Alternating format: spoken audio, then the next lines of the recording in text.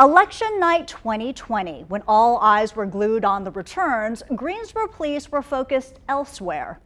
Someone opened fire outside a fine dining restaurant, killing the owner of Mark's restaurant. Friends held a vigil for Mark Friedman this week. His death left a huge hole in the community and a family grieving yet again.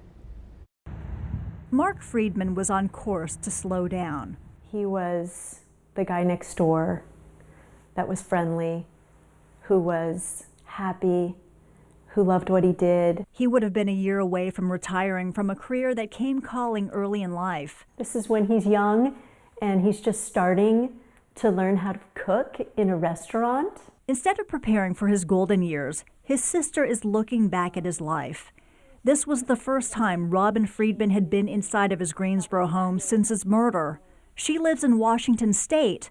The distance helps her cope. I need to not focus on this day in and day out because it would really tear my family apart. Her family left devastated after Mark was shot and killed outside of his business, Mark's restaurant, after closing on election night. His girlfriend of nearly 15 years found him bleeding in his car. Stay on the line with me, okay? Her call to 911 is too heartbreaking to share. It's hard to look at the parking lot where the restaurant was, where he spent so many hours and blood, sweat, and tears, to know that's where he took his last breath. The family struck by tragedy twice.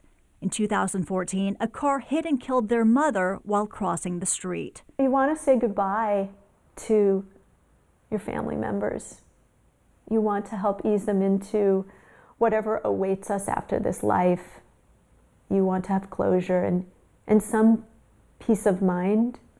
And unfortunately, I wasn't able to do that with my brother or my mother. Police are still looking for the killer who took the life of the well-known chef, the owner of 3 Triad restaurants over 40 years. Then Republican presidential nominee George W. Bush dined at Mark's on Westover during a campaign stop in 2000. The accolades remain online, his personality etched on customers. Sometimes I didn't know if I should take him seriously with his sense of humor. He was just always joking. His food left a lasting impression. Longtime Triad restaurant critic John Batchelor wasn't just a fan, but also a friend. Quite a personality. He loved cooking. He loved talking about food and wine. He enjoyed what he did, and I certainly enjoyed what he did. But I miss him. I miss his restaurant. Non-paying customers felt his love too. Mark is amazing. Mark volunteered for A Simple Gesture, a nonprofit that feeds the hungry. For 35 years, he spent his Thanksgivings preparing thousands of meals for people in need. On Thanksgiving morning, he would be at the Coliseum getting everything together for the rest of the community. And a lot of people aren't sunshine at 3 and 4 in the morning, and he was. He was just the life of the party. He was born and raised in Ohio, but his true home was the Triad. He was very committed to living here. He loved Greensboro. He could have gone and done well anywhere. He was a real talent. He lived a life of creating special memories with his food, volunteer work, and friendships, but he never got to live his final chapter. I'm angry. He should be at work today. He should be doing what he loves to do, maybe play golf in the morning. His golf club shouldn't be full of dust. He didn't deserve this.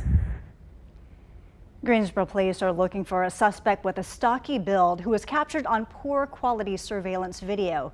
The Crime Stoppers reward went up this week to $30,000.